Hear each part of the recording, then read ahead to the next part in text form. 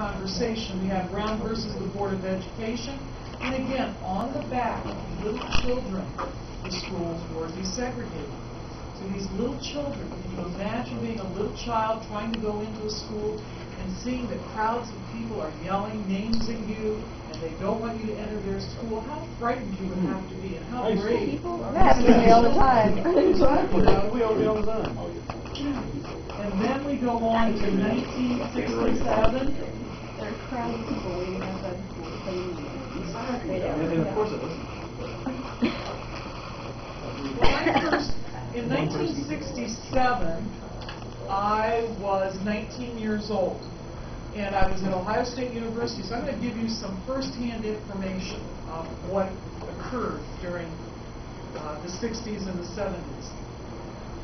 In 1967, the Age Discrimination Act creates the first legal protections based on age. And my first job was at a actually it wasn't my first teaching job. My second teaching job, or my first teaching job with Columbus Public Schools, I went to a place called Franklin Junior High School on Brighton Road.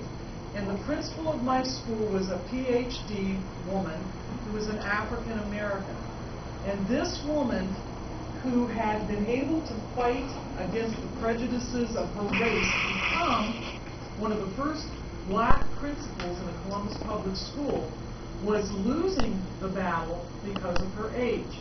Because before 1967, she was due to be forcibly retired at age 65, and she didn't want to retire.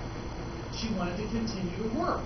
She did a good job, but they were saying in Columbus Public Schools that you must retire at age 65. You would not be allowed to work any longer than that.